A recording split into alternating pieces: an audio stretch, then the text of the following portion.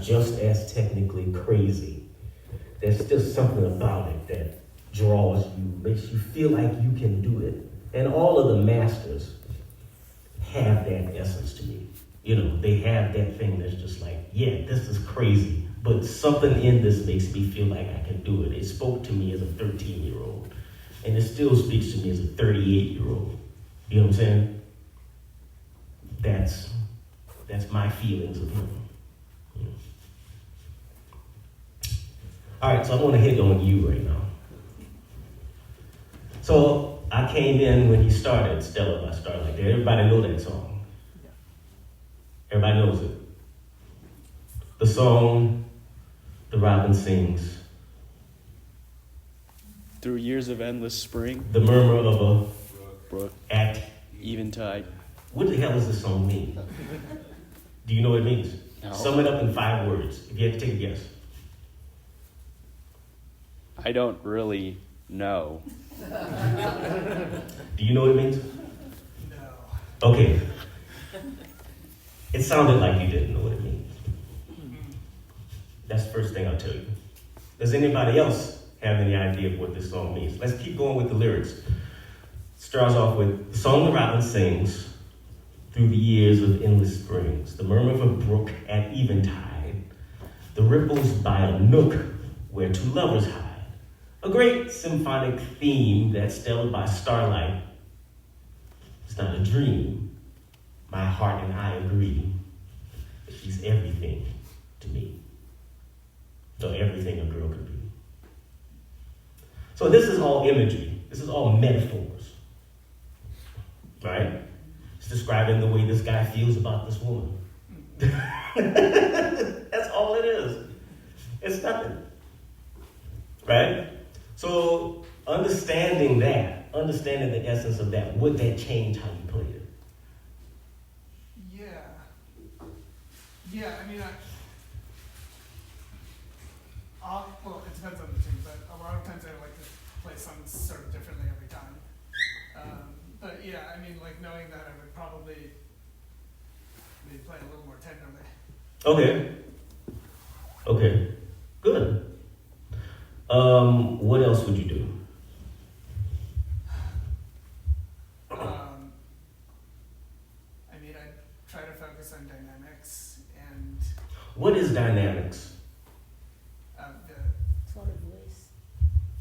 The tone of... Tone of voice. Great. Tone of voice. What about tone of voice? You modulate it based on the emotion. Okay. Anybody else? Don't be scared. This is a discussion. I'm learning just like you guys. But I ask myself a lot of these questions a lot of times. Tone of voice. And, you know, loud and soft. We deal with different articulations. What does this do to music? Makes it a conversation. Okay. Makes the hearers feel what you're, or, you know, as you tell the story. Uh-huh. Also, there's a story that's involved. Yeah. Well, what's the story? The man in love Okay. and describing this woman that he's in love with. Beautiful. How he feels when he thinks about her. Okay. Anything else? People from the back.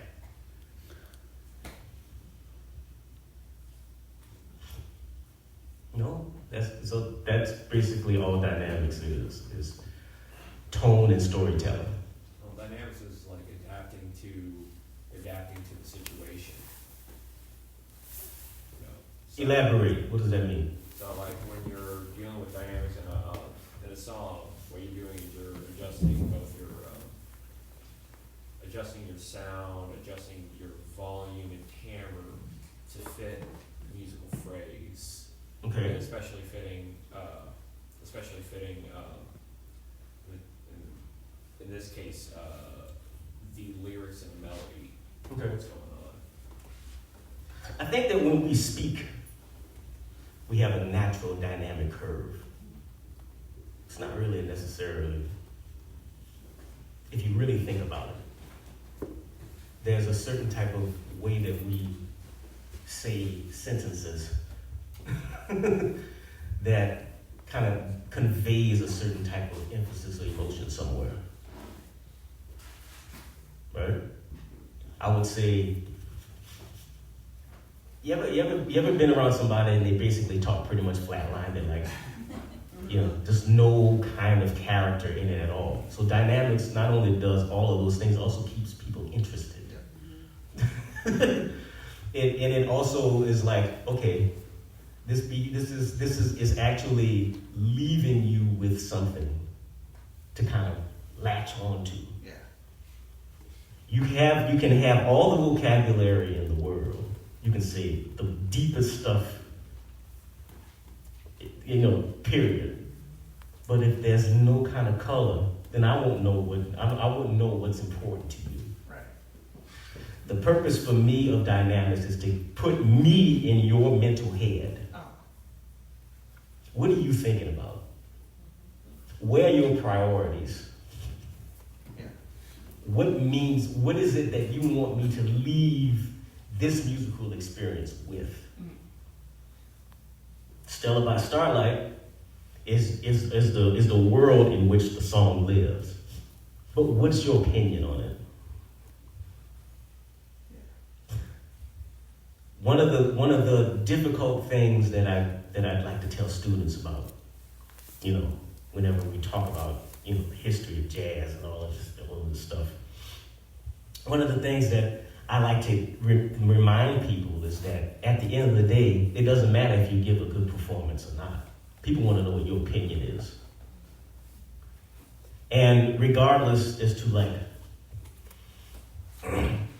if you missed a note or there was a flaw or there was a chord change that you didn't play or the vocabulary, whatever, this, that, and the other, at the end of the day, what people are going to remember is how you made them feel about whatever it is that they heard. Yeah, absolutely. All right? That, to me, is what separates the masters from the rest of us. The idea that whenever Erroll Garner heard it, whenever you hear Erroll Garner play this song, it sounds like Erroll Garner playing Stella By Starlight. And so much so to the point where it sounds like he wrote the song. When Oscar Peterson plays it, it sounds like an Oscar Peterson tune. Oh, it's just Stella By Starlight. It's a standard. No. Oscar Peterson's playing it. It's his song now. It's Bill Evans' song. You know what I'm saying? When Chaka Khan sings a song, it doesn't matter what song it is. It doesn't matter if it's a Aretha Franklin song. It sounds like a Chaka Khan tune.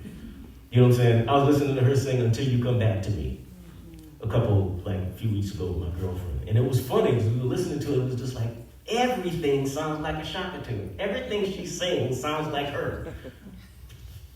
And it's not just the range and the loudness and the softness, but it's how she says words. I'm gonna rap on your door. Who does that other than Chaka Khan? That's personality. Dynamics create personality. It creates a certain type of individuality. Beethoven's music is so specific with dynamics because he has to leave his mark. And all the different colors and all the different characters that's in his music. You understand what I'm saying? Yeah. Same with Schumann, same with Chopin. All of these things are specifically marked in certain places to draw a certain character, to let you know something about the composer's intent, not yours. That's classical music. In jazz, we get the luxury and the right to have an opinion about something. That's basically the only difference. All the other rules still apply. Does anybody want to dispute that? Anybody disagree with that statement? You can disagree, it's fine. I won't be heartbroken. I think you can get different dynamics, different interpretations, and different reactions within classical as well as in jazz. Yes, but to a certain degree. To a certain degree. Here's, if you ever ask a classical pianist what they think about Glenn Gould's interpretations of Bach, what will they say? This is not the original intent of the composer. It's superb piano playing. It's unbelievable piano playing. It's idiosyncratic. And it's to him. Yeah. And he's the only one that get away with that. There's certain liberties that you can take within classical music. A forte is not a forte. A loud is not a loud. You know what I'm saying? It's like, okay, my loud could be different from your loud. My triple forte could be different from yours. So that creates, so how your range is individually, the more control you have over the instrument, and the more you can draw from the instrument in volume, leaves more responsibility for you to decipher the difference between triple forte and forte, or pianissimo and piano. Does that make sense? But it depends. So if my triple forte is your forte, you said, and vice versa. How do I make a forte give the effect of a triple forte? What do I need to do? That's a whole different conversation from what we're here for today. We're not going to get into a whole lot of technical stuff with the piano. But what I'm saying is that there are these different, there are different gradations. There are different illusions that you can play, that you can make.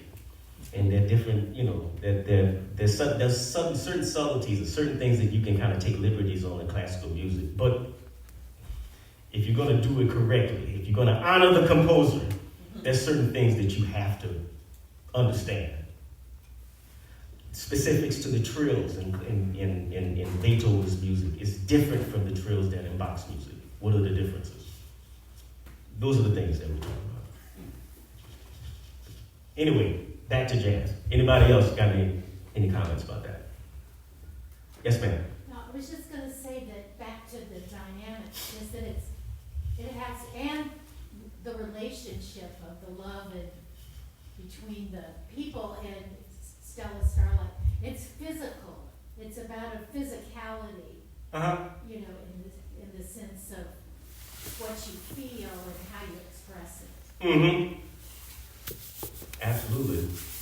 There's a tangibility that has to come not just from, it has to leave the piano. You know what I mean? It has to leave the notes. And it has to hit to the back of the room. That's a certain type of, I heard a lecture of somebody saying, playing piano isn't math. Piano is physics. I like that. Yeah. Piano playing isn't math.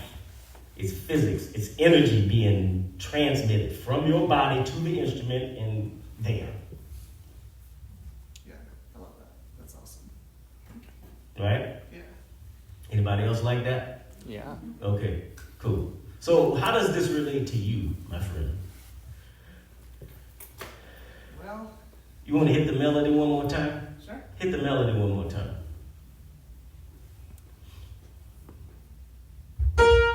Hold it. What was that? Stop. Yeah. The first thing that I would tell you, if you know the lyric is the song, Right. you left me with the song. Where's your intentionality? Piano players have this thing where we like to just jab notes for no apparent reason. Just because we can. This is okay. All right. I'm getting ready to test you, all of you guys right now. What type of wood is this made out of?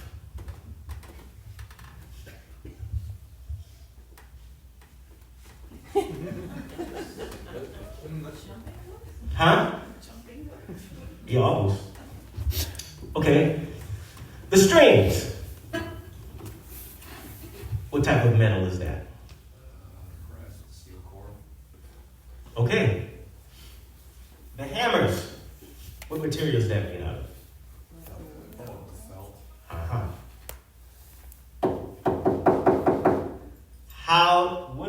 What's this wood that lies inside the piano called? Soundboard. And what does it do? It amplifies the sound. It amplifies the sound, but if that's the case, then what does this do? It reflects it, and by reflecting it, it directs it where? Well, the soundboard directs it out and out. So so basically once you hit the note, a hammer strikes a string. Right. Vibrates. It vibrates how? Where does the string hit first? I'm not trying to understand. The string vibrates. Where does it hit? Where does it resonate to? Out. What's this thing called? Actually don't know. It's called a bridge. Resonates to the bridge, to the soundboard. Soundboard acts as an amplifier. Also underneath here too. All that soundboard. This lid right here, this casing, it directs the sound that way. So is the soundboard, so let me ask you this. It's another good question. Do you think that the soundboard wood is the same as the casing wood? No, it has to be stronger in order to direct the sound, correct? What I'm getting at with this is the more you understand about an instrument, the more you're able to let the instrument work for you.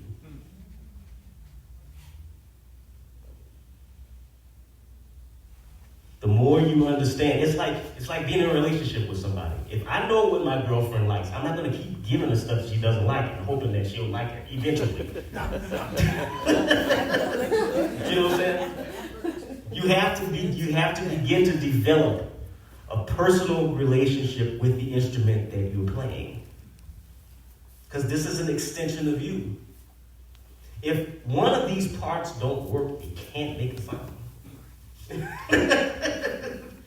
You understand what I'm saying? Can I ask a technical question? Yes, ma'am. When you have, so I'm in this ensemble class and it's an upright piano. Mhm. I take the front off so I could hear the piano over Mhm. the other instruments. Mhm. So what can I do to help amplify or make it louder? Is there anything else I could do aside from taking that front off?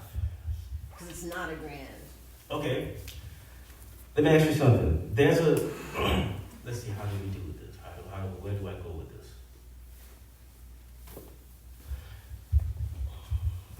Sax players keep telling me to play louder.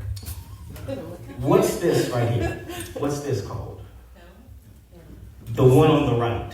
Oh, it's interesting. What does it do? It opens the dampers. Okay. Would you believe me if I told you it was also a volume pedal? Ah, yeah, you could tell. Oh, Would you believe me if I told you that? Why? because it lets the string continue to vibrate longer and louder. Not just that. Whenever you lift all the pedals, what happens? It resonates all of the other notes, even the ones you're not playing, including the overtones. So that's what I'm saying. The more you know about the piano, the more you can let it work for you. You don't need to bang it out if you're playing without any pedal. You can just put the pedal at half and just let the overtones carry it for you. I still to this day don't understand why a 9-foot Steinway can project over a 200-piece orchestra, but it can't project over a drum set and a bass. To this day, I still don't understand that. It makes absolutely no sense. So then, the other side of that equation is, okay, so I have the sustain pedal, I'm letting the notes ring out, I still can't be heard. Then maybe the issue isn't the piano. Maybe the issue isn't you. Maybe the issue is the people that you're playing with. Not understanding that, if I can't hear my rhythm section and I can't feel my rhythm section, then that means I'm playing too loud. Thank you. And playing loud doesn't mean playing good. Playing loud just means you're playing loud. Just like playing soft doesn't mean you're playing good. It just means you're playing soft.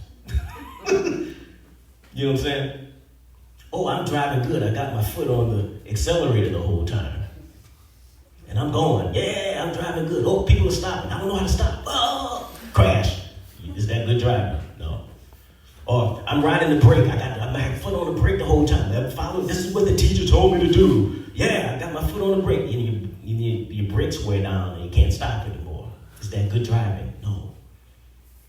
Good driving is understanding and having perception and being able to balance the two. Maintaining speed.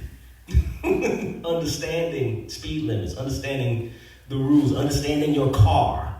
The capabilities of your car. Some cars have V8 power. Some cars don't. Some cars can jump up to 60 in 2 seconds. Other cars can't. You know what I'm saying? Understanding good driving, to be a good driver means you have to understand the car and you have to understand the circumstance. It's the same thing with playing piano and playing music. Understand the capabilities of your instrument. Understand that I'm playing an upright piano in a band that's like maybe a 5-6 piece band, right? Understanding the capabilities of the instrument, understanding what you can contribute to the instrument, and also understanding the surroundings. Here's another thing with trying to hear yourself over a rhythm section. Am I moving too fast? Understanding this thing called registration. If you're in a band and you're playing with a tenor saxophonist, what's the tenor saxophonist range? Anybody? Where the tenor saxophonist just really sits lovely. Is it up here? Huh?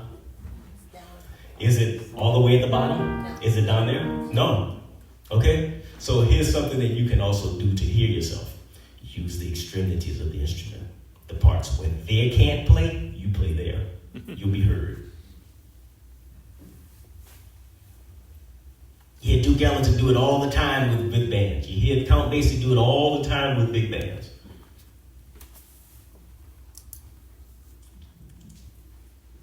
You know what I'm saying? There are all of these different possibilities that you can do without hurting yourself. Or without compromising the instrument that you can actually use to hear yourself. Any other questions before I get back on him? And I said all of that to say that first note you meant absolutely, you did not mean it at all. That note just kind of it just stuck out like a sore thumb. And my man back there jumped as soon as you played the first note. Yeah, we have to be conscious. Everything you play means something. Everything you play means something. Nothing is wasted.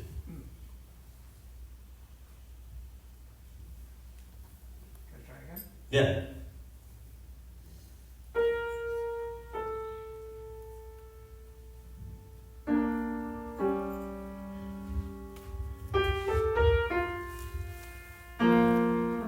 Watch it. That accompaniment, hold it. That accompaniment was louder than how you did it, right? Yeah. What did you do that on purpose? Okay. Just let you know I'm listening. Okay.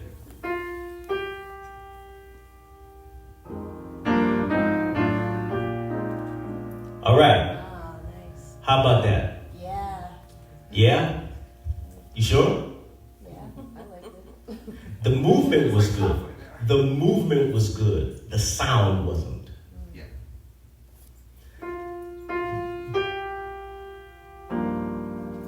Do the same movement, but make sure it's under.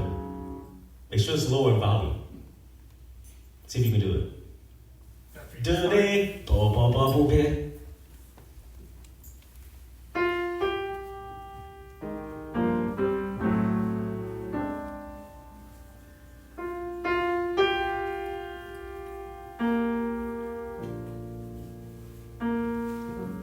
And I got you thinking.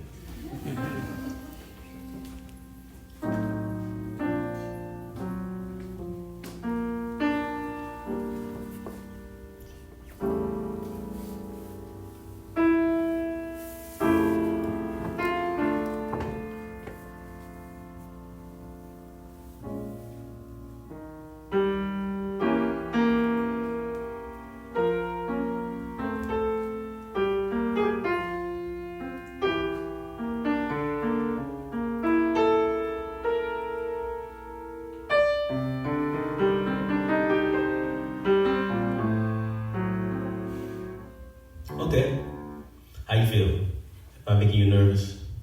Am I saying stuff that? No, it's all really helpful.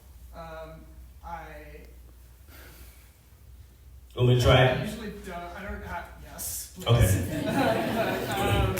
But I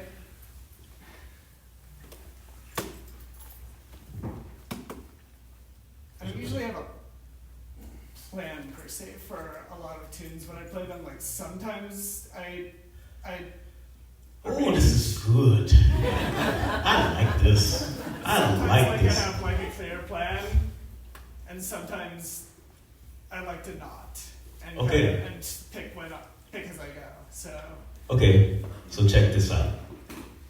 For me, I could be wrong in saying this, and I'm probably going to shoot myself in the foot for saying this later. But for me, personally, if I don't have a plan of battle, the possibilities will stump me every time. yeah, I mean that makes sense. If you don't go to battle with a plan, you're gonna die. Probably by your own ammunition. You always show up with a plan. There's not one master that doesn't show up to battle with a plan. Yeah. Well, Not one. I don't care who. Give me somebody who you think doesn't. I guarantee you they got one. yeah. I mean, a lot of times I'll just like improvise a song that's not like even a tune, you know, like. And so it wouldn't come in with.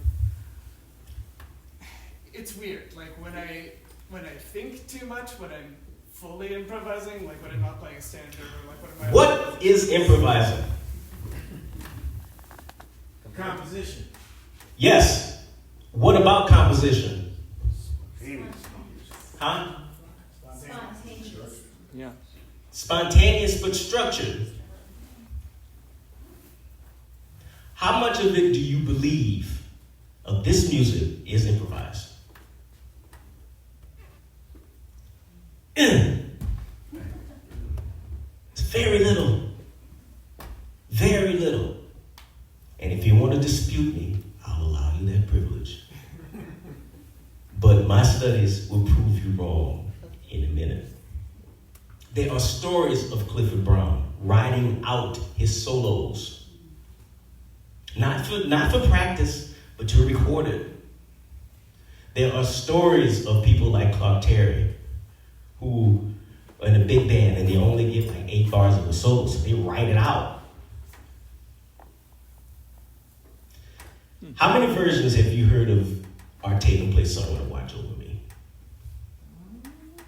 There's at least 5 versions where he plays it exactly the same. Exactly the same. Maybe there's a couple of tempo variations, but for the most part, it's played exactly the same. Even the lines and the licks and all that stuff. Thelonious Monk would play the same voicings on his original compositions. On the tunes that he played, he would play the same voicings.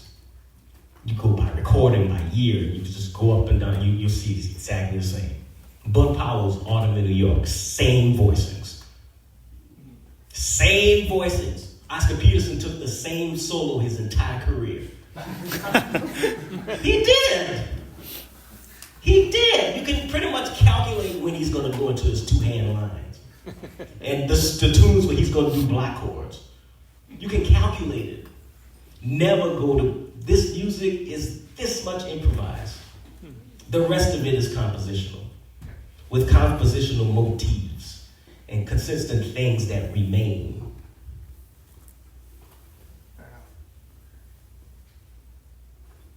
Herbie Hancock, what's your thoughts on? Same. What about Herbie? It's when I hear it, it seems like he's just going off on tangents and spontaneously and not with a plan sometimes. Well, no. Okay.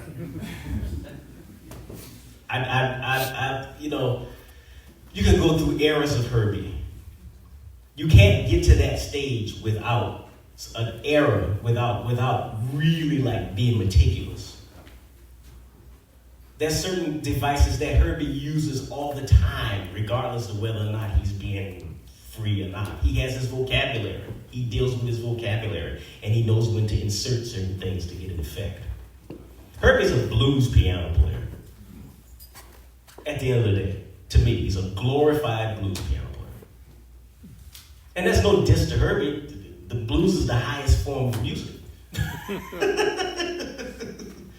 You know what I mean? But there's no, like, we have to get rid of the mysticism behind all. The thing that makes it mystic is the fact that it is human. And that there are all of these steps and all of these different devices that people are using. They understand how to use it. They know that if I add garlic to this dish, it's going to create this thing. If I add this much salt to this meal, it's going to do this to it. You see what I'm saying?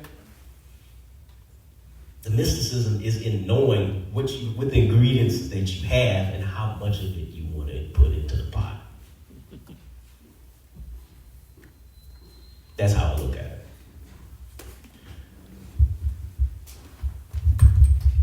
So I'm going to give you an example of a plan. I'm going to tell you what I'm going to play before I play it. And I'm going to have you do the same thing. All right. This is Stella By Starlight. Just going to play the melody. I'm going to start with one note. Start with the melody. I'm going to do it out of time. Start with the melody. By the time I get, maybe after 8 bars, I'll start inserting one note. By the end of the chorus, I'll be at 3 notes. By the time I get to the bridge, it'll be a clear peak in the melody. I'm just going to play the melody. That's it. And then come back down. And then I'll be at 3 notes. Okay? Simple.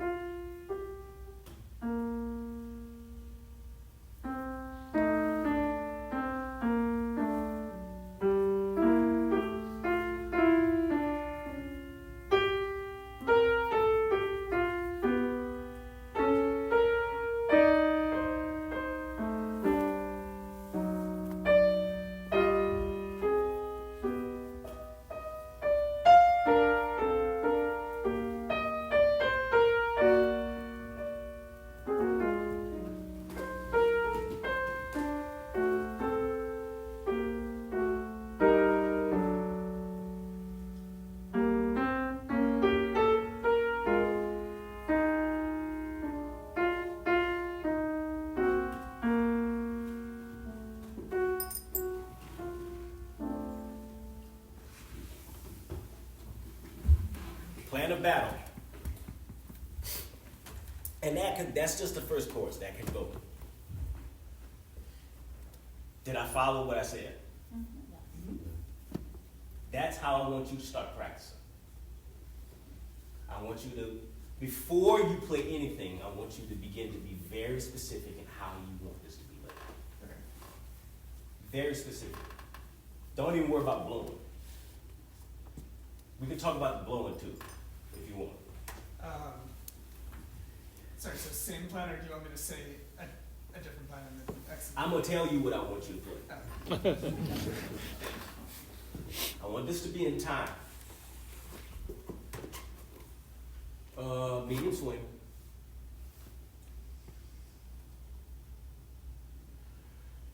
Key of A flat. Because you can do it. I know you can. Key of A flat. Medium swing. I want, when you get to the bridge, I want you to walk bass line. Only at the bridge, though. Got it? Yep. Let's do it.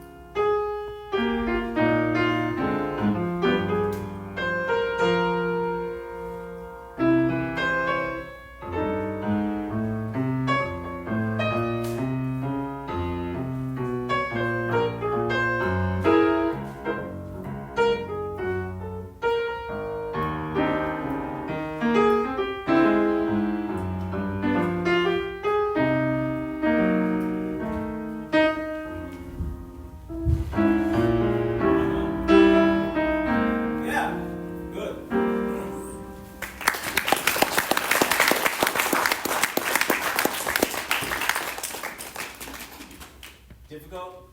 Easy? Difficult? Uh-huh. Well, medium difficult. Uh-huh. I mean, it should be easier. I do have perfect pitch, so. It's okay. But I don't know if I've ever played that in A flat. It's okay. And A singer will call it. And I don't. Well, I mean, I know that I didn't quite meet the in-time criteria. It's okay. That's okay. That's okay. Yeah. It's not, the point of it isn't to get it correct. The Yeah. point of it is to get into the habit of focusing your brain when you play. Yeah. Yeah. Here's another exercise. Take a chorus on this. Okay. Improvise. Go back to B flat. Take a chorus. Mhm. Whatever, I want you to play in, let's see, 3-bar chunks. So you play 3 bars and you leave a bar space. You play 3 bars and you leave a bar space. Like full space. Full nothing. Right. Full space. Okay. You can accompany if you want in the space, but no lines. Oh, so just no solo. Okay. No, I want you to solo. I mean, I don't want you to play continuously through, which is what I heard you play. It's a continuous stream of 8 notes. Yeah. I'm trying to break you out of that. So I want you to play 3 bars of a solo, and then take a bar rest, 3 bars, and then a bar rest. Now, the last note that you play in your previous phrase has to be the first note of your next phrase. all right. Does that make sense? Yes. Let's do it. 1, 2, 1, 2, 3, go.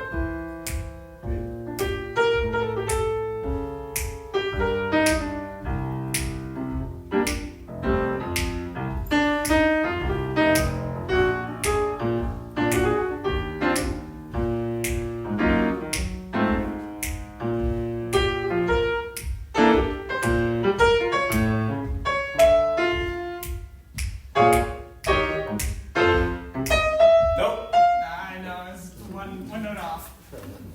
Do it again. Almost. Do it again. Take your time with it. And I want you to fill in those bars. Mm.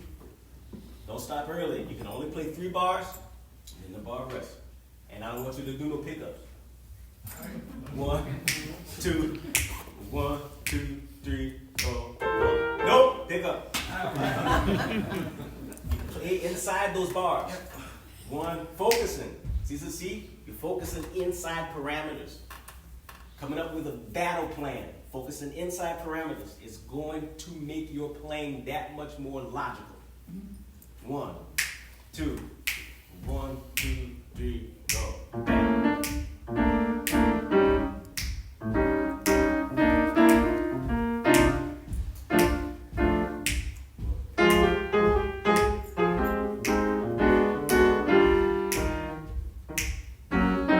Nope. Oh, that was confident. Was it? Like an exception of the rule. You know why it wasn't confident? Because you wouldn't differentiate. There was no differentiation between the solo and the confident, not even in volume. Remember all the things that we've been talking about. Yep. 1, 2, 1, 2, 3.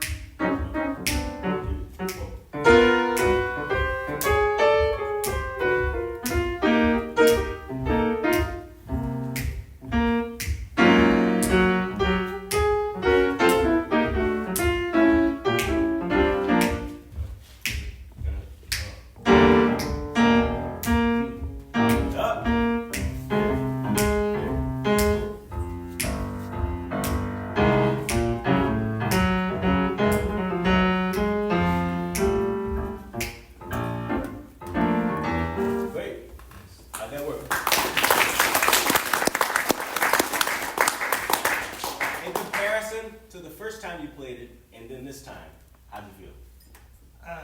It felt awesome because it was very intentional and also very focused and Just like in composition. like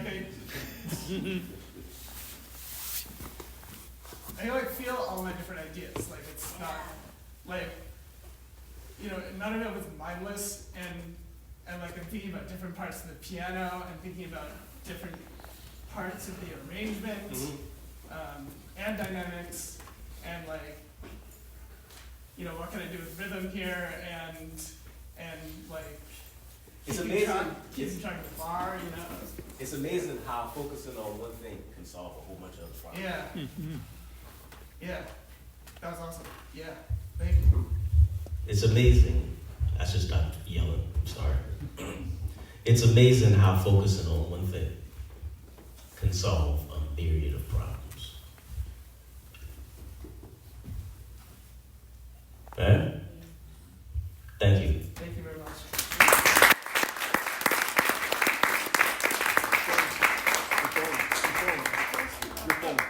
Does anybody have any Wait, questions? no, that's not mine. Oh, it's not yours. Yeah. Does that's not anybody mine. have any questions on anything so far? Thank you. Yes, ma'am. Yeah, so I'm I get you.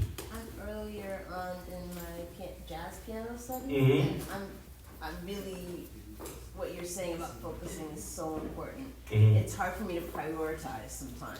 When I Mhm. sit down and practice, I'm like, oh, I want to work on rhythm, oh, I want to work on Uh-huh. solo. And so like, how do you shrink that down to something that's doable and feel like you're making progress and not spread yourself too thin across things to work on? Okay.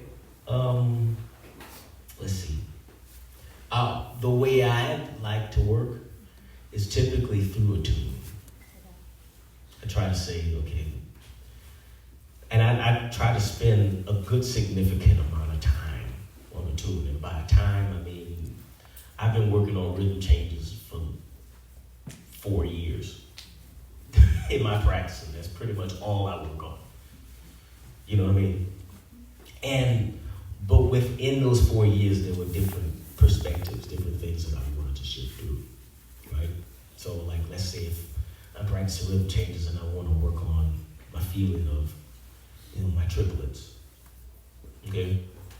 So I'll say, maybe I'll put on a metronome and I'll just practice playing the whole thing in triplets. Quarter note triplets. Dun dun dun dun dun dun dun dun dun dun dun dun dun. Eighth note triplets. Dun dun dun dun dun dun dun dun dun dun dun dun dun. Right? 16th note triplets going to 8th notes. Dilly do, dilly do, dilly do, dilly do, dilly do, dilly do, dilly do, dilly do, and like really working it. But again, being specific to one thing and don't leave it. I think we abandon things way too quickly when we're practicing. We'll be like, okay, well, yeah, I got that. Okay, great. No, there's a lot of different layers, a lot of things that you can get out of it. That's one way of practicing it. The variations of the 16th note triplet to the 8th note. What if you start at 8th note and then 16th note? Da, dee, da, dee, da, dee, da, dee, da, dee, da, dee, da, dee, da, dee, da. That feels completely different. Putting the metronome on a different beat and having the same rhythms. That's a whole different thing.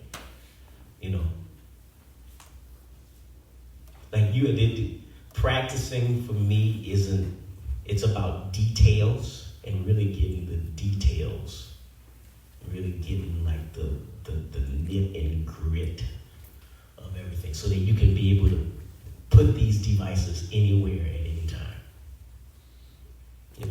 And that's just saying, okay, that's me working on time. And then let's say harmony. So how do we work on harmony? What are the things that we do with harmony? Harmonic exercises, voicings, being able to play. I spend a long time pretty much in the practice room now doing stuff like this. Okay, watch this. What note's the loudest? The higher one. All right, what about this? The lower one. Same 3. Nothing's changed. About here. No. I spend most of my time now doing things like that. practicing being able to deal with weight distribution and being able to play notes, play the same harmonies, same notes in the chord, but what note sticks out, what note remains prominent, so that you can play. So you can, let's see, go back to Stella By Starlight. You can do.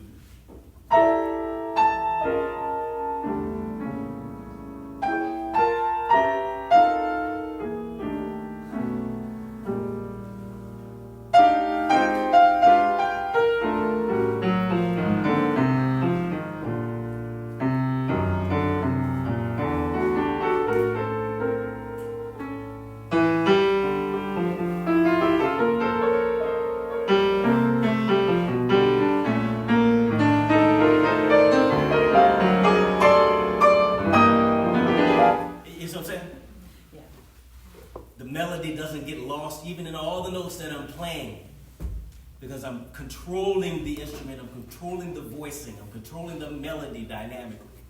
That's where we're going with this. Did that make sense? Yes. Kind of? Yeah. Oh, actually, you mentioned like monk and actually like earlier, and I was just wondering, like, when you interpret standards, like, we think of the lyrics and that sort of thing, but for, tunes that don't have, I think of monk tunes, they don't have lyrics. How would you go about, tackling those,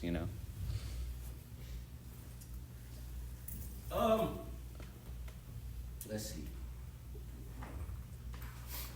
Well, the beautiful thing about our music, as opposed to classical music, is that we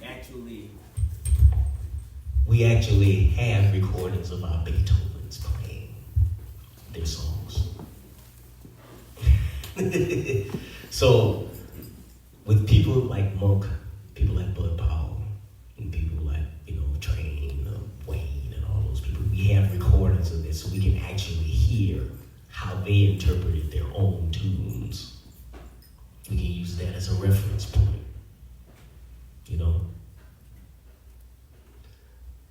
And we can kind of gauge how they played it.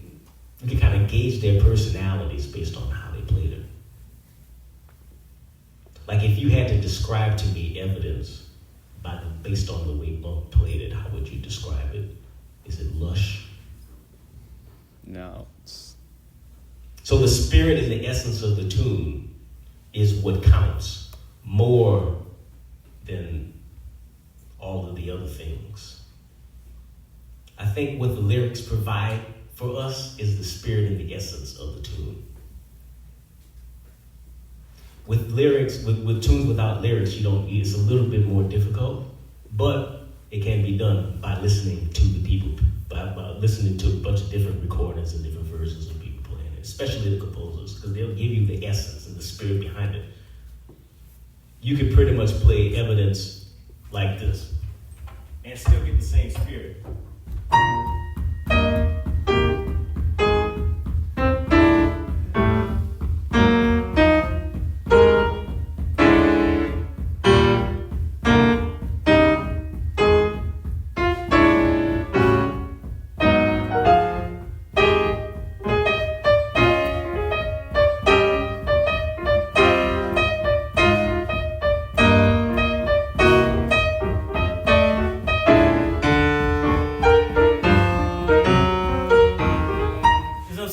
Yeah. You get the spirit of it. That's more important than the notes themselves. You understand what I'm saying? Yeah, thank you. Yes, sir. We talk a lot about intentionality around some of these exercises. I'm curious if you've ever showed up to a gig and you're just lacking that focus and you have to snap out of it, or if that ever happens to you, and how you kind of. But yeah, all the time. Yeah, like when you were robbed before that gig at Piedmont Piano. When I was robbed, I yeah. saw that. Yeah. Yeah, those moments, I try it's a very difficult thing for me to do, but I definitely try. And when I try to make sure that my head, if I can't focus on myself, I'll focus on the other people I'm playing with. Like that moment, I had to come out of myself and be like, you know what, Fortner, you weren't the only person that was robbed here. There were 2 other folks that got their stuff stolen too. So they're there with you also. So support them the way you would want to be supported. Be there for them too. The beautiful thing about this music and the challenging thing about this music too is that it's not dictatorship. It's democratic. You know, Winton always says jazz is democracy. It's very, very true. Because everybody has their own viewpoints, and we have to come to some kind of common denominator, some kind of common agreement in order to make this work. My beat and how I feel my beat is different from how my bass player or my drummer would feel my beat. If I'm playing with Dan, the way he feels time is different from the way I feel time. But the beautiful thing about it is that we have to figure out a way to make this work. There's always got to be a compromise somewhere. That means you have to be a listener, not just a hearer, but a listener. It's 2 different things. And you have to be in dialogue. And being a listener means also being sympathetic. What hurts me may not necessarily hurt him. You know what I'm saying? What hurts this person, when I'm playing with Cecile or whatever, there's certain things that I can do with her that I can't do with Diane Reeves if I'm playing with her. I have to be sensitive and understanding of those types of things, and understanding language, understanding where people are coming from, their backgrounds, so that I can actually have a conversation that they can understand and they can contribute to.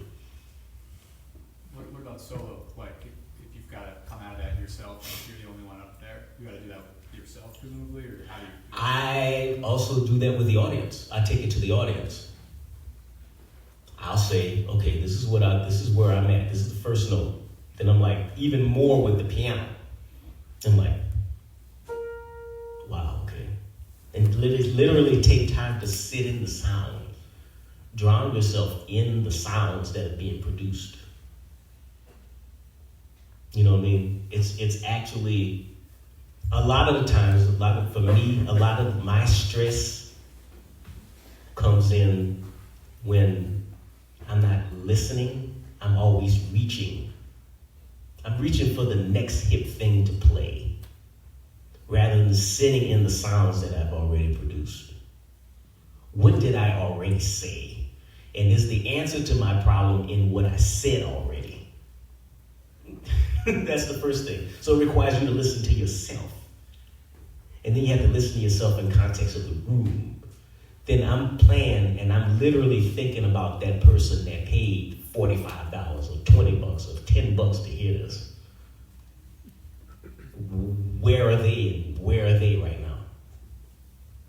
And understanding that we only get these moments together. You know what I'm saying? I mean, I played a gig with, I tell you a little weird thing that happened to me a couple of weeks ago. I played a gig in San Antonio. And I was in the middle of a solo. I was going up, and Cecile was like, you need to stop. Somebody's out in the medical emergency out there. And the guy was dying while I was playing. And I was so buried in what I was doing, I wasn't conscious of the room. You know what I'm saying? I wasn't conscious of what was happening out there. I was just so into my music. That's some musical stuff that we need to kind of let go of. You know what I'm saying? Because the audience is a part of the music making process. That's the reason why I liked Erroll Garner when I heard him. You know what I mean? Because the audience was the fourth member of the band. You know? Like, what do I want my audience to leave with? Do I want them to dance? Do I want them to be happy? Do I want them to cry? What is my intent? What do I want them to feel? What do I want them to get? What's the thesis of this statement that I'm making? You know what I mean? What's the main objective? And if the main objective is to give a good performance, performance, that's all they're gonna leave with.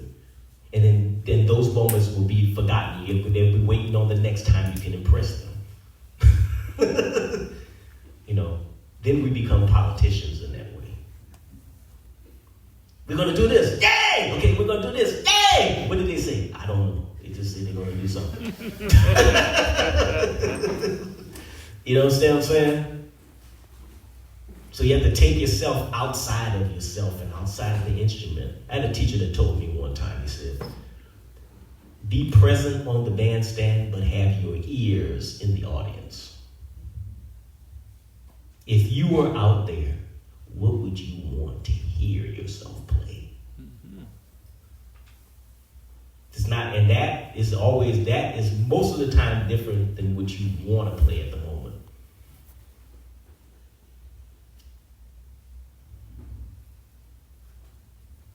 Anybody else? Daniel? What are some other questions you're keeping in mind when you're listening to yourself or other people on the bandstand versus listening to records?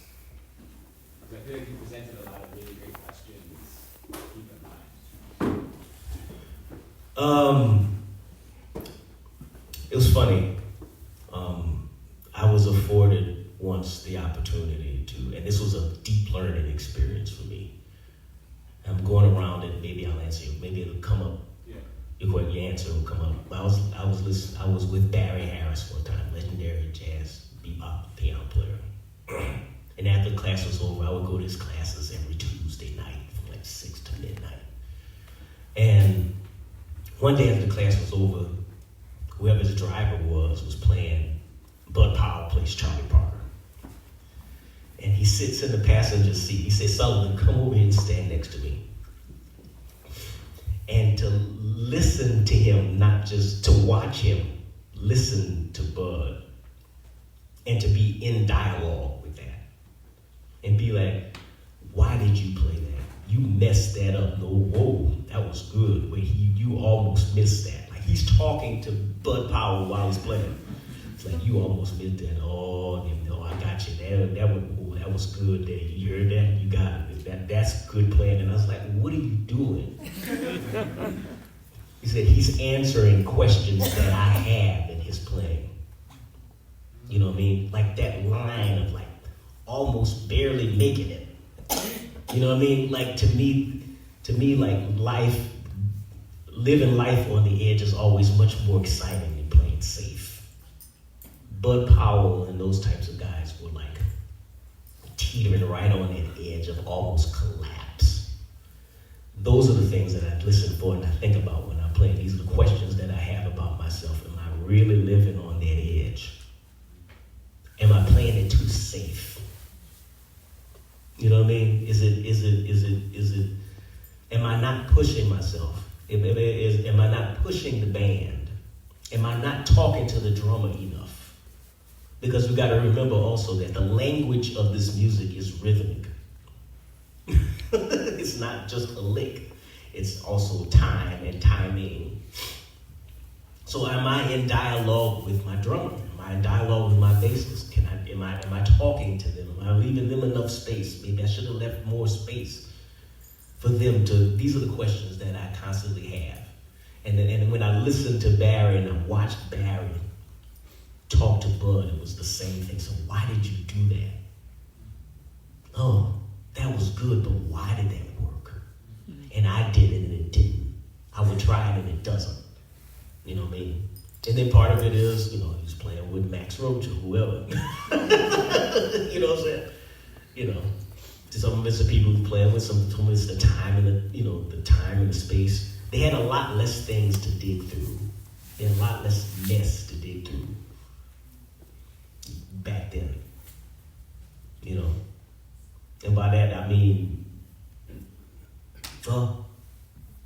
you mean just listen to what we listen to now. They didn't have that. You know what I mean?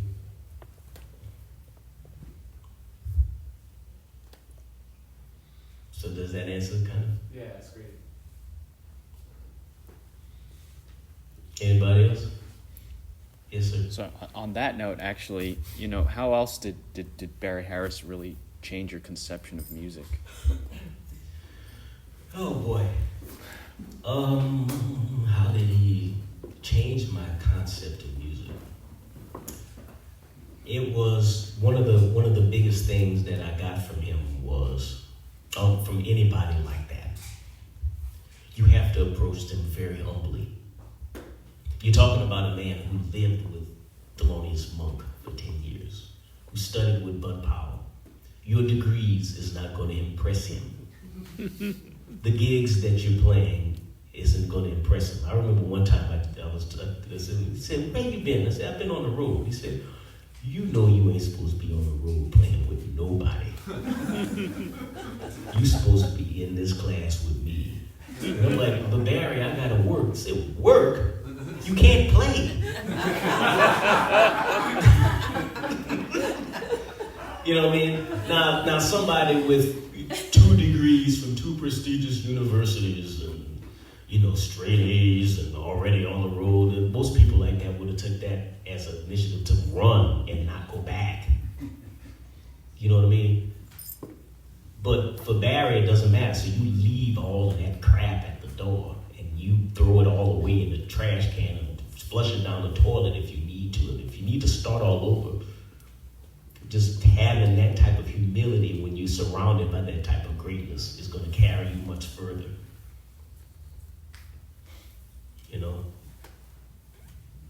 And even if they tell you you're doing something wrong, but you're doing something right, and you know what I mean? You say, that was wrong. I said, no, I did it, this is how I did it. I said, oh, but it's still wrong. Just take it, because there's something in that too.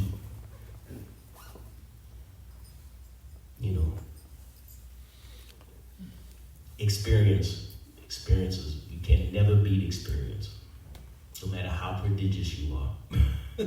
That's something that they taught me to, that he taught me to. And the stories, man. Good Lord. The stories. It's unbelievable. I was curious how much classical repertoire is a part of your practice these days, and how you're taking lessons from repertoire and adapting it to your jazz playing. I do. I wake up every morning and I at least play something by Bach. I don't believe in scales and arpeggios for warm-ups. That's a waste of time and energy, in my personal opinion, because as musicians we are trained. We don't train for pyrotechnics. You understand what I'm saying? Like, we're not machines, we're musicians. So the ultimate goal is to make music, right? So to just make music. And if you run into an issue, work the issue through the music.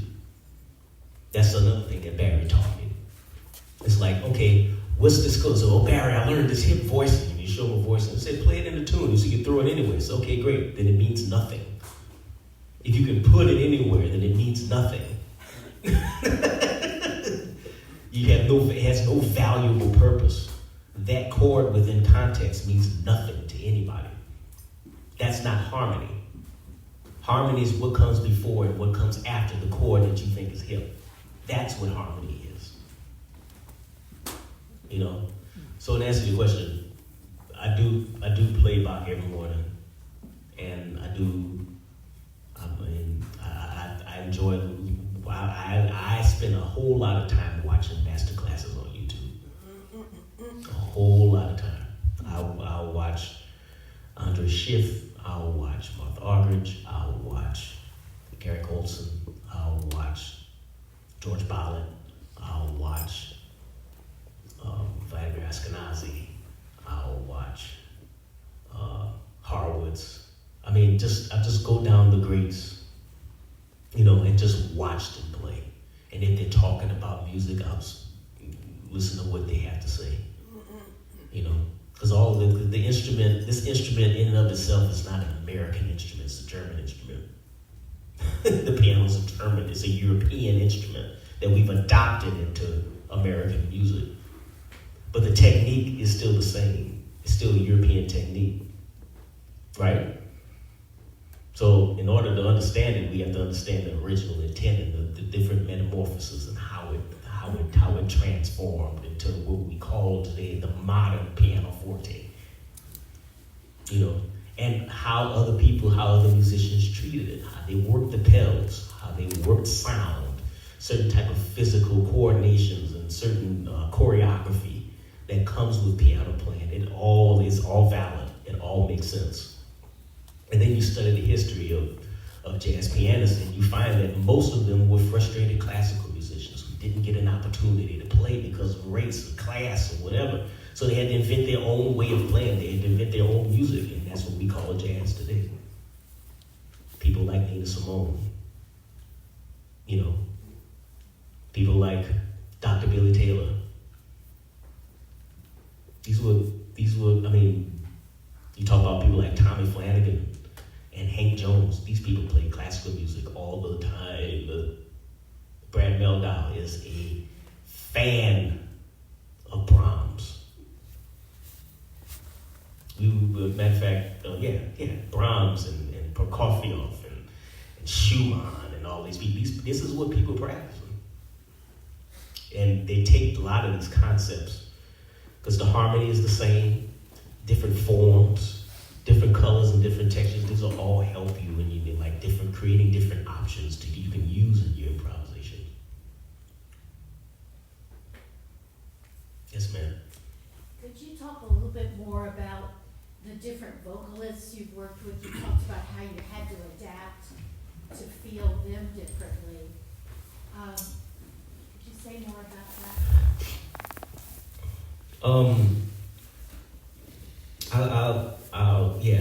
So comping is a very, very unusual subject for pianists, right? Something that is, how do we comp? What does that mean, right?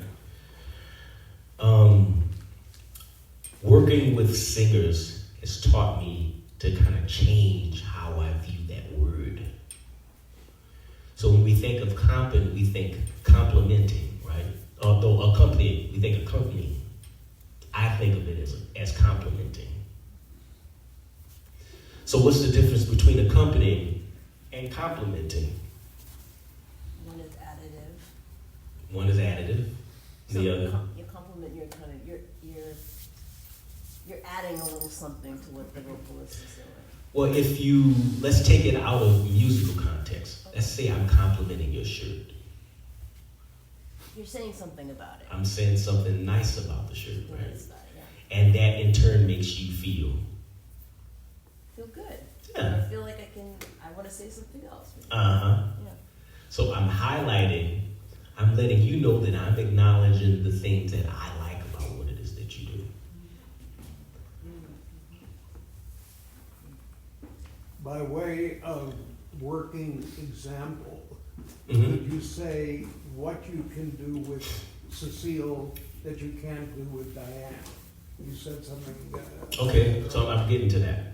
So so that means that I have to be in tune with Cecile's voice, and I have to be in tune with Diane's voice. For instance, Diane's voice, the great thing about Diane's voice to me is the robustness and how big and how thick it is, especially in the mid and low register. Like you feel the wood vibrate on the ground when she plays. Bombay! That's Diane. Just sprawling. You know? So that requires a certain type of dynamic range that I'm allowed to play with to support that. Cecile is different. Cecile has a lot of high-end colors in her voice. You know? She's like, ha, ha, kind of thing. Right? And her strength is in understanding the fact that there are lyrics. Cecile is probably one of our generation's best storytellers. You know, she will sing the national anthem and you will understand what every word is and what it means. If there's a question mark, she's gonna sing the question mark. You understand what I'm saying? So if that's a perk, what I'm going to do is I'm going to make sure that I'm out of the way so that the lyric can shine through. Now, every singer's good qualities are different. Samara's has a different. Samara Joy has something different. Dee Dee Bridgewater is different. Kurt Elling is different. And not only in range, but also in color and timbre, and in certain ways that they like to kind of phrase. So my job is to make sure that I'm out of the way so that I can sing through the good things. Now, if I'm playing with them and I'm like, I know the weakness and I'm playing with the weakness, then that's a problem. If I know that the time is the issue with said singer or said horn player, and I play in a way that highlights the fact that they have bad time, then that's not good accompanying. That's bullying.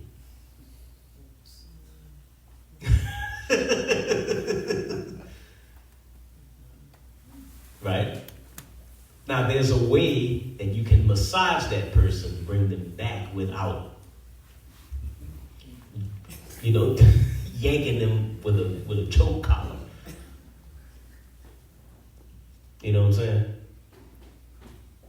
Those are the things that I think about. Accompanying versus complimenting. If I'm complimenting you, then I'm understanding that these are the great things that you can do. Let me support the good things that I hear. And let me make sure that those things come out from you. And all I'm there doing is just encouraging you. Yeah, baby, keep going. That's it. That sounds good. That sounds great. Yes. Keep going. Oh, wait, come back. Here we go. Now you got it. Here. Yeah, right. Now you're back. That's it. You're incredible. That sounds incredible. Whoa, that's amazing. You're wonderful. That's what people like to hear from their pianists. They don't want to hear, oh, that sounds like shit. They don't want to hear that. You know what I'm saying?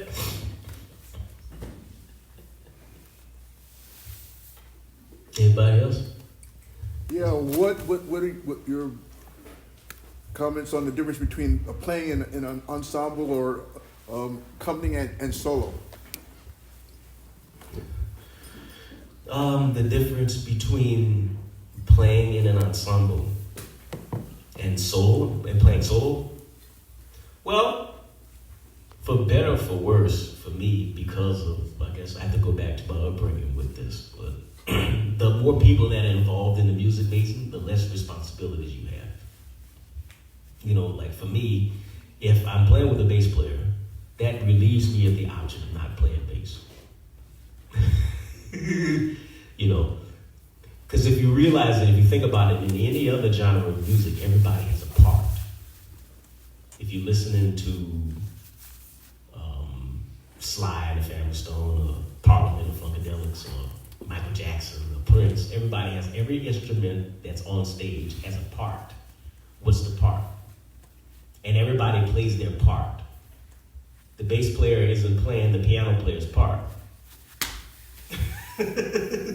You know what I'm saying? The drummer isn't playing the bass player's part. Everybody has their part, and the parts work together to create one sound. So when I'm playing in an ensemble, even in a jazz setting, I have to be aware of everybody's part. What's the drummer's part? What's the bass player's part? And how does my part fit in with their parts? If I'm playing by myself, then I'm in control of my own parts. I'm in control of whether or not I can choose whether or not I want to play the bass or not. I can choose whether I want to sound like a piano. I can choose whether I want to sound like a bass. I can choose whether I want to sound like a horn player. I can choose whether or not I want to sound like a horn section in the big band.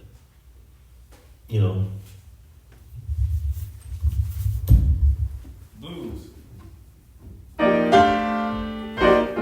does that sound like?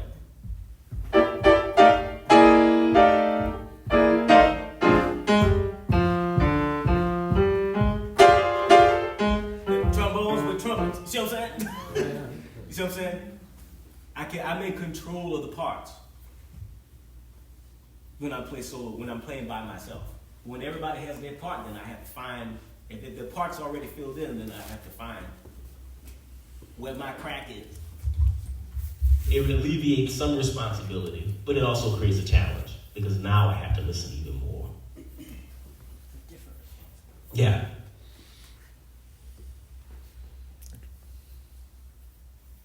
Is everybody cool? I didn't say anything crazy, did I? I'm always like self-conscious whenever I do these things. You know, it's like, am I saying something completely out the box? You know, am I talking too much? Does everybody hate it? You know, stuff like that. Well, yeah. I'd be interested to hear more about what that small amount of improvisation that's in jazz versus planning. And so when you had the other piano stuff, you gave him that framework of playing 3-bar lines and then leaving a bar of space. Mm-hmm. Is that more of a practice exercise, or when you perform, do you have that kind of rigid framework? It can be a practice exercise, but if you listen to Miles Davis solo, that's basically his formula on how he played every solo he had. His phrases were never longer than 3 bars.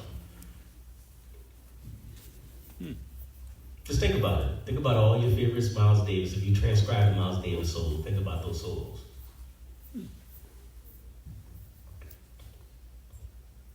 I mean, I think that practicing it within these limits can really just open up more possibilities. You know, they really just create more options for you. Because the places where you wouldn't place that option normally, it opens that up. And it creates another vacuum and another thing for you to dig through. Like if I'm playing triplets and I only play triplets as the first part of the first 2 notes of my solo, of my phrases. Playing triplets throughout a tune could get me playing in triplets in places I would never play triplets at. You see what I'm saying? And that will open up a whole other can of worms that allows me to become more flexible. You know? Now in reference to, you know, the rigidity and like people writing out their solos and all of that stuff, you write it till it sounds good. Like how many of you guys actually transcribe yourselves? What did you learn about yourself when you transcribed yourself? Well, that, I don't know, for example, something I realized was that I wasn't finishing my phrases very well. Mm-hmm. That was, we learned, so I'm working on that now. Mm-hmm. Well, there's certain devices that you always used at a specific point of a tune. How do you break free of that? You can actually see how you hear, and you can change that. You'd be like, okay, well, what if I move this note here? And I'm like, okay, what does that sound like? Oh, okay, that sounds better. I'll keep that. Oh, I don't like that when you move it around that way. That's the composition. That's taking the improvisation out of it. The root word of improvisation is improve.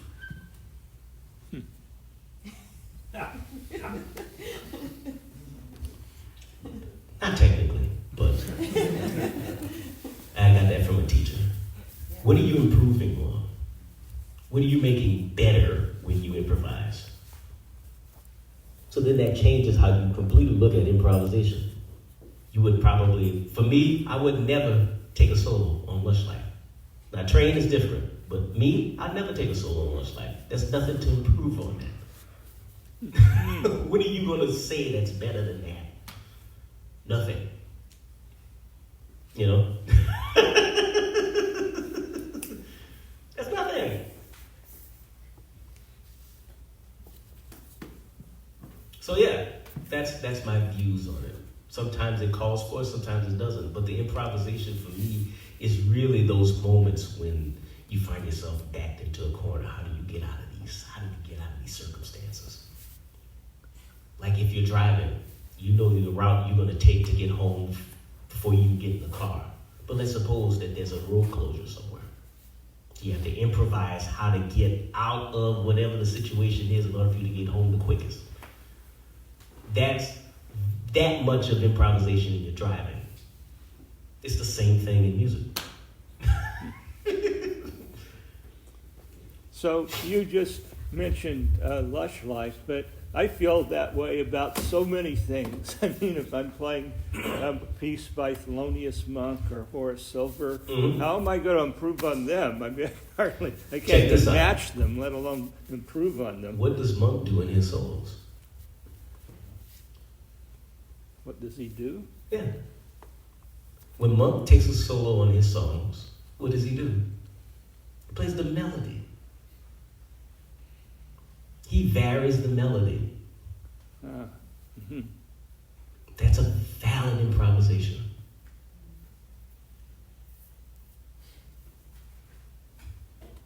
If it ain't broke, don't fix it. You could literally, your solo, like Monk 2, throw out Monk 2. Pannonica. Pannonica. Yeah, good.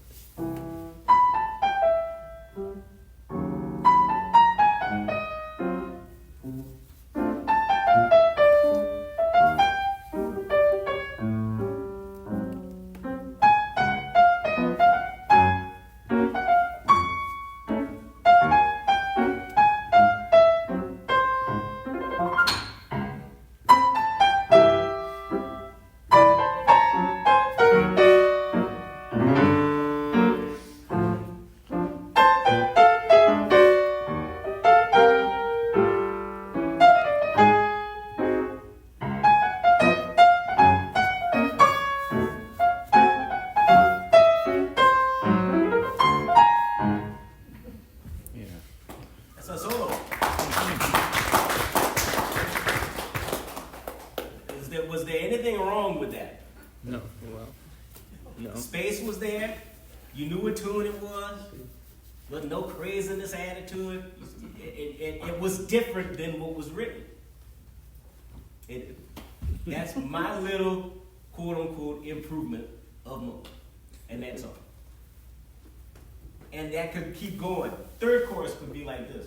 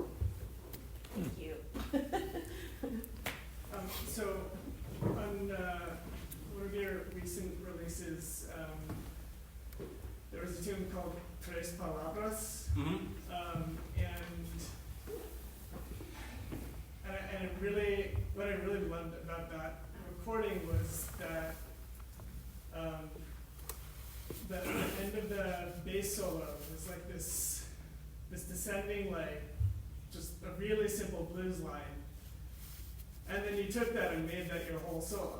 Mm-hmm.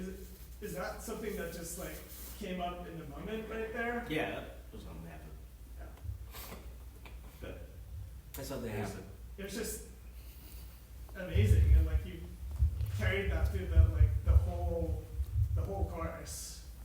Thank you.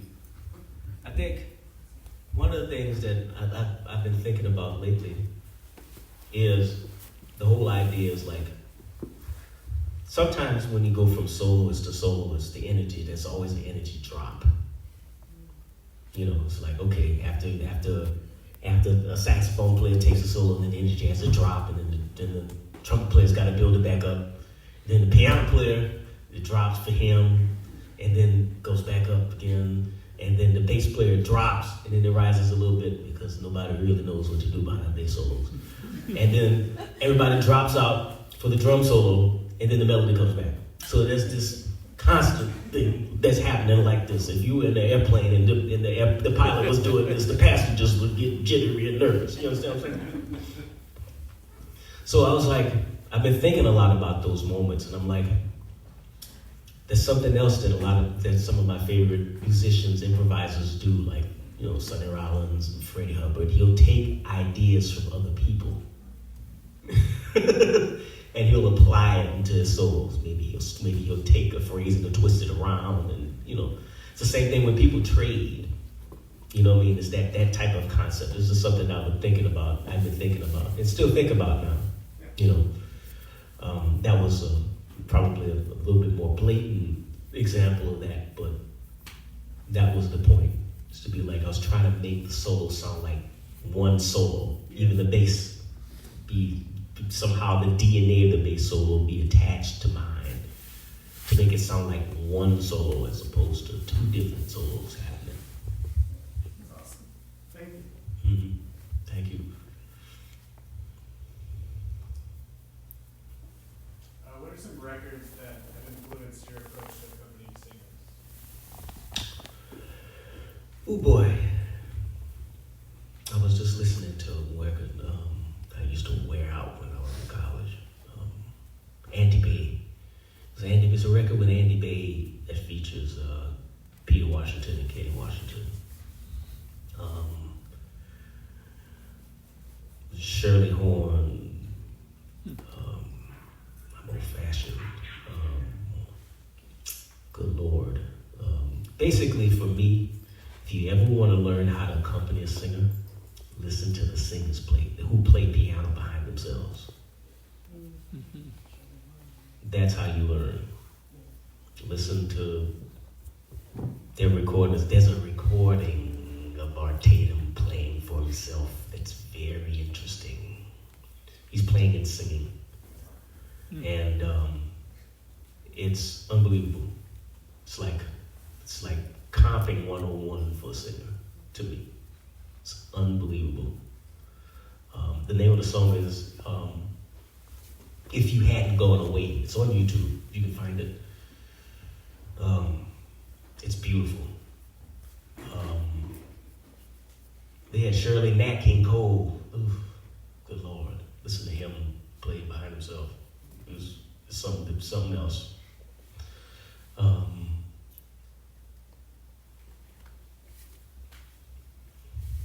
And it's funny because all the piano players sang too. So Earl Hines. It's beautiful. So check out the piano players who play for themselves when they sing. You'll learn a lot through that. Fats Waller, you'll learn a lot through that.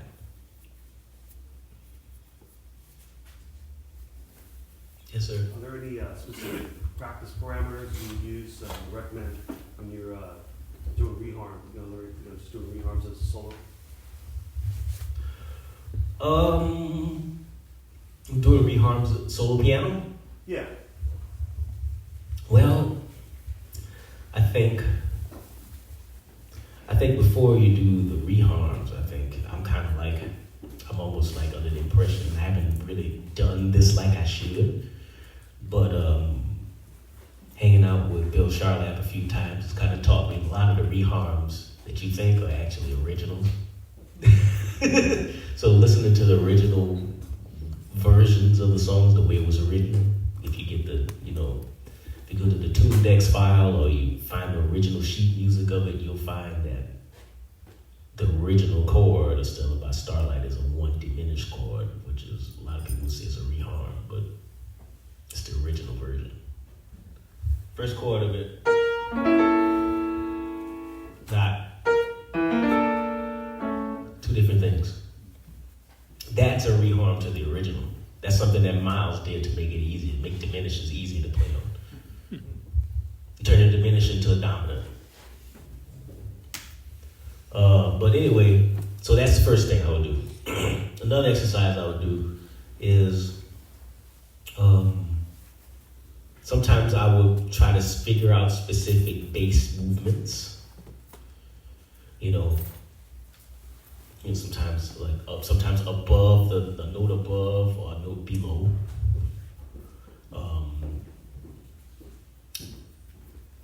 If a chord is major, see what it sounds like minor. Stuff like that. What I mean by like a chord below, like let's say, same thing.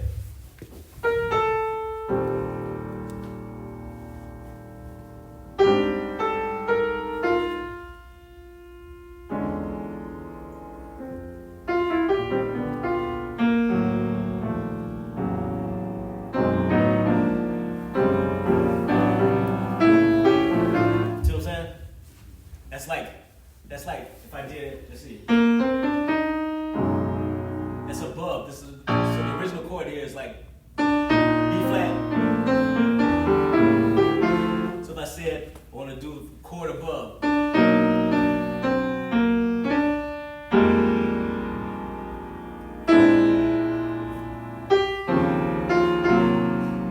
That's a chord above the original. That's a chord a half a step above the original. Yeah. You mess with different bass notes and juxtapose it against the melody. You know, sometimes playing the same chord, like if it's let's see if I did all minors. Let's see.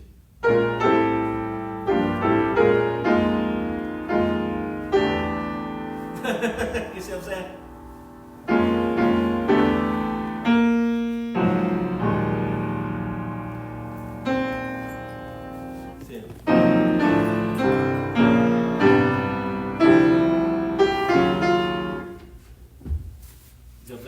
Playing in the same chord.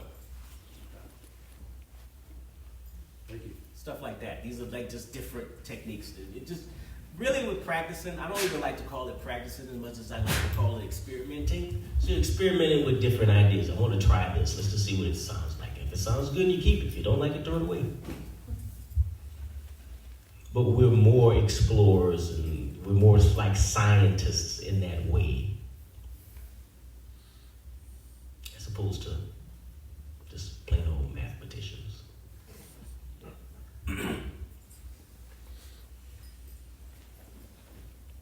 All right. Anybody else?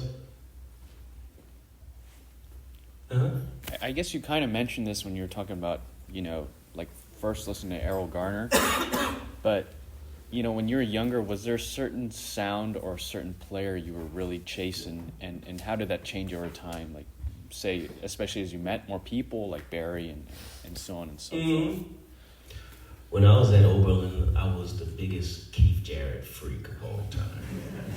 You could not tell me that there was no other jazz pianist other than Keith Jarrett. Now I can't stand listening to it. Wow. Do not put a Keith Jarrett record on in front of me. It sounds like cocktail. It sounds like elevator music, in my opinion.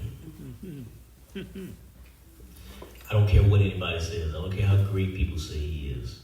When your ears change, there's nothing wrong with Keith Jarrett in his playing. He's just an incredible pianist. No one play like that.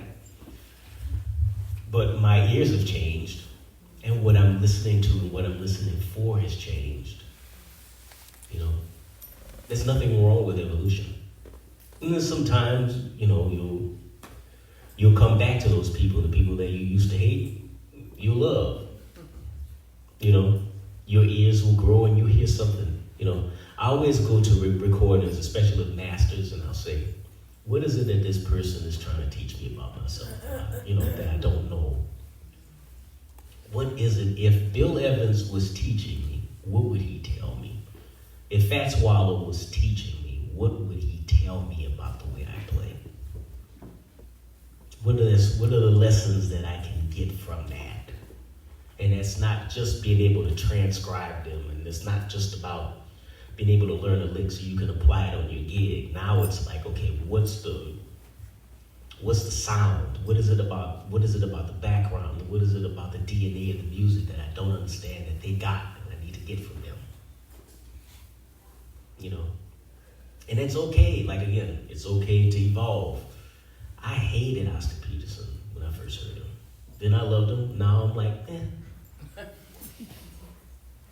you know? Because where my ear is now, I'm hearing, you might not like what I say. I don't care. But there's certain things that I hear in Oscar. Oscar has more power in his pinky finger than many piano players. Most piano players. In fact, all of us now. He has more power in his pinky finger than any piano player that's out right now. Hands down. You know, when I go to Oscar Peterson, that's what I listen for. The chops and all that stuff, while it's remarkable, it's not necessarily what I'm drawn to right now. Is what I'm saying.